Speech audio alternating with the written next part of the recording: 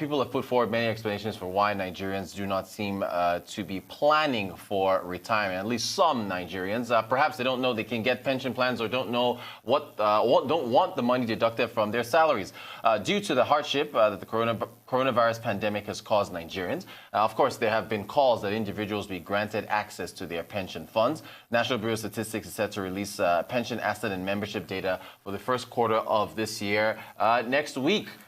And Mr. Oguche Agudah, the Chief Executive Officer of the Pension Fund Operators Association of Nigeria, joins me now to discuss the pension industry. Good evening to you, sir. So to begin, most people are familiar with PENCOM, the pension regulator, and of course PFAs, pension fund administrators, but not many are familiar with Penop. What is Penop, and what exactly does it do?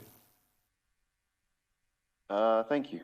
Penop is the acronym for the Pension Fund Operators Association of Nigeria, and it's like a self-regulatory organization, and it's a business membership, professional body kind of trade association, and it works to promote and protect the interest of all the pension operators in Nigeria and helps to instill international best practice, and it's a sense of a self-regulatory organization, actually, and it just promotes the general interest of the pension operators. So even though the operators are competitors, if you will, there are some items that are germane to all of them and affects all of them. So an organization has to be there to champion their causes, champion their issues with the government or their stakeholders.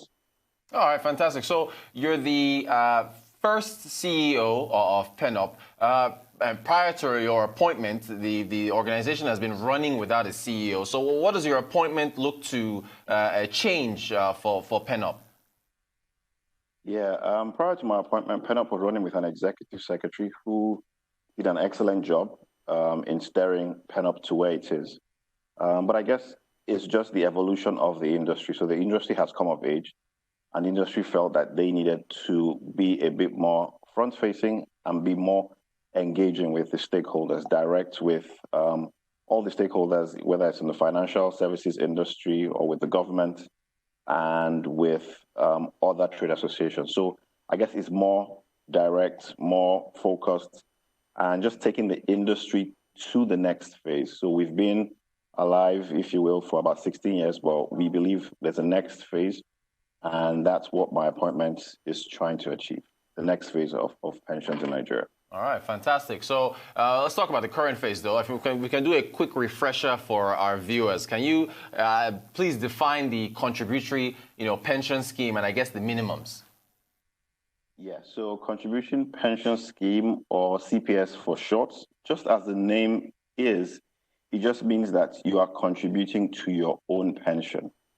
Before the contributory pension scheme, there was a defined benefit scheme. And the way that used to work was if you retire working for the federal government and they were owing you pensions, the government had to look for money at the time you were retiring to fund your pension. But right now, you are contributing towards your pension into an account called the RSA, Retirement Savings Account. It's a minimum of 8% of your basic housing and transport, and 10% by the employer minimum. So some employers can decide to contribute more, and all that money, 18%, goes into your retirement savings accounts where you can see the contributions you are making, and pension fund pension fund operators, the PFAs, they manage those accounts on your behalf, such that, if you are putting money on a monthly basis, you see it grow, and you can know how much is in your account. If you reach 50 years old, you can access it. If you're retired, you can access it. Or if you lose your job, you can access those funds in your account. That is summary of the contributory pension scheme which we run in the country. All right, great stuff, great stuff. So how important, can you emphasize the importance of this pensions, that is, and this plan to Nigerians? Well, pensions are very, very important on a number of levels. First, on the personal level.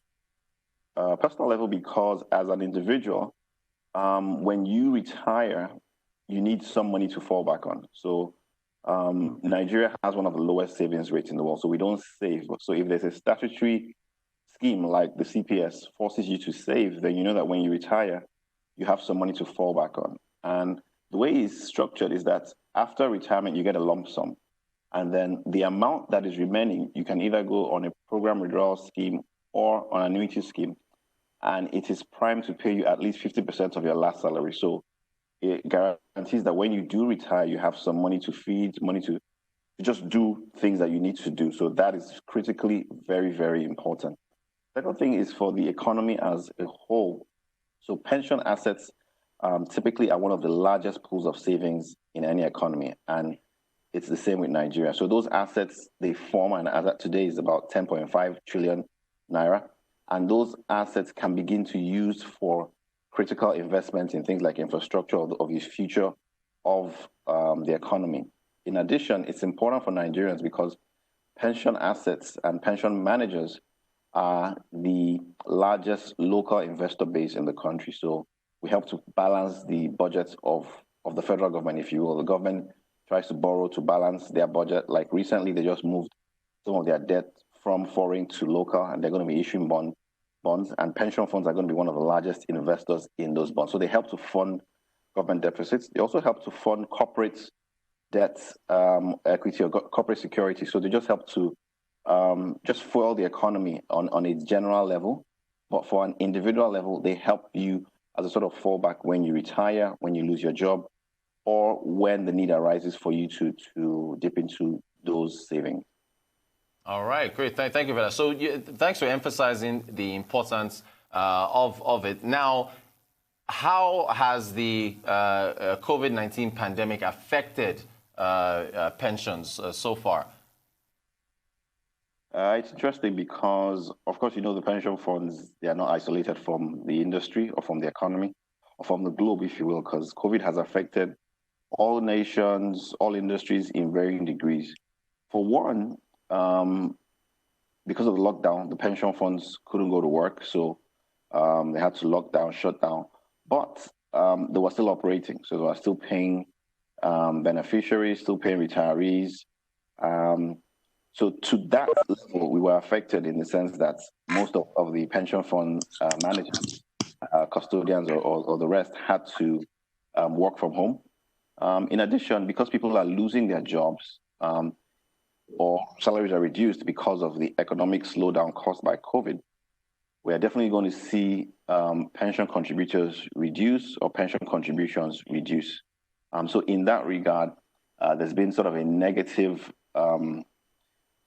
pushback, if you will, on the pension industry. But we've tried to see how we could use this as a springboard. So one of the effects we've seen is that for some of the many and most of the pension fund operators, we've risen to the plate by increasing the level of their CSR. Many pension fund operators are feeding, helping to staff health clinics, and the Pension Fund Operators Association of Nigeria as a whole, we made a 100 million donation to COVID, and that money will be used for isolation centers, will be used to help health workers, and be used to feed the vulnerable people. In addition, trying to see how we can leverage on the lockdown to begin to see how we can limit the face-to-face interface and begin to process some of these benefits online. So it's negative, but we're trying to see how we can turn it into a positive benefit for the industry. Fantastic. Now, you mentioned this a few minutes earlier about people being able to access their pensions if they lose their jobs. When exactly can they do that? If someone's been laid off as a result of what you just explained now, job losses due to COVID-19, exactly when can they get access to their pensions? So if your employer has been making the right deductions and you lose your jobs, then you are in sort of a good position, or better than most who haven't. So the Act states that after 4 months of losing your job, you can apply to your PFA, which is your pension fund administrator, for 25% of your pension contribution. So after 4 months, you can apply to your pension fund. You don't need to know anyone. You don't need to bring an arm and leg. Just, it's your money. It's in your account. You've lost your job. They'll do a couple of checks and they'll pay you those funds once everything is being confirmed. Great. Now, I have to follow up with this. Is it advisable to tap into your pension account after losing your job? Because you've just explained to all our viewers very eloquently that this is for retirement, this is for down the line, right? So is it that in your view, do you think it's advisable to do that, even though you can, as you just explained, after 4 months or so, take 25%? Is that advisable? Yeah, so I guess pensions are the last form of defense. If you've got other savings, other investments, it's advisable to tap into those because the pension funds, they'll keep compounding. If you don't take it, they'll keep compounding. But if you don't, I mean, that's the reason why it's there. So it shouldn't be the first port of call. It should be the last form. If you've got other assets you can sell, by all means, you can do that. But if you don't have any, then you should, it's your right. You should apply and take it. You don't have to take 25%. You can take less. But just look at what is left after and look at if that will be okay to sustain you in future dates or future years. But it's yours. You can apply for it, but it should be the last line of defense. All right. Great advice. Great advice. Now, I want to ask you something. I want to ask you about devaluation and inflation. In fact, we just reported it a few minutes ago.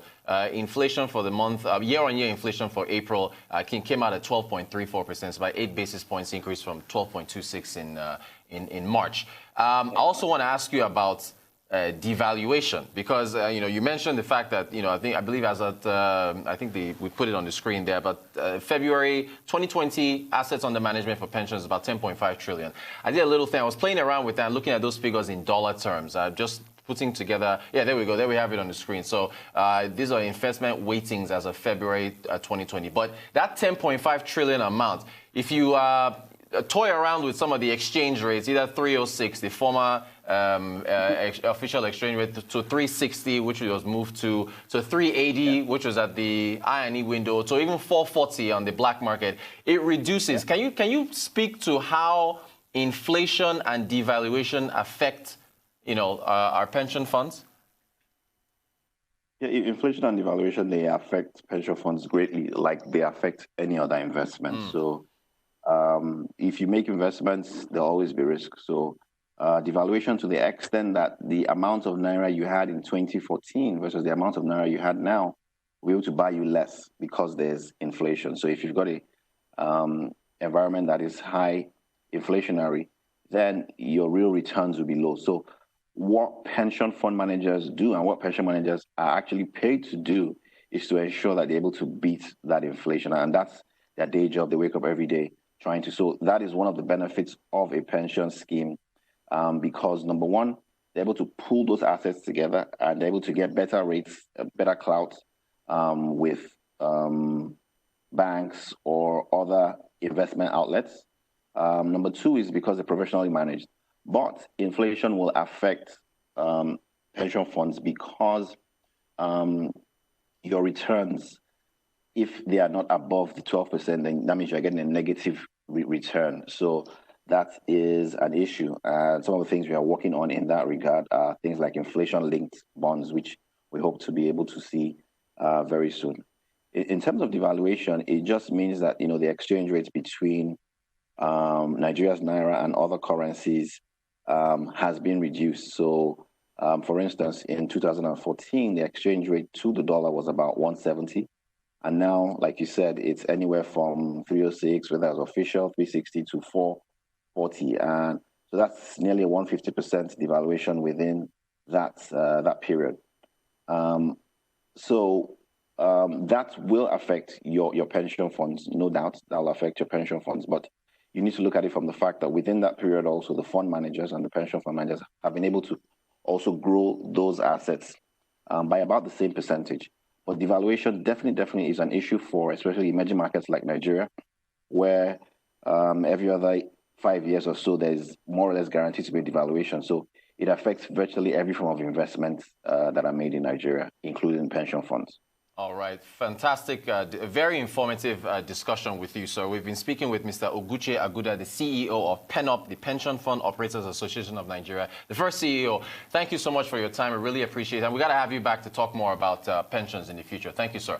All right. You're watching the Global Business Report here on Arise News. When we return, U.S. unemployment claims rise by another 2.4 million.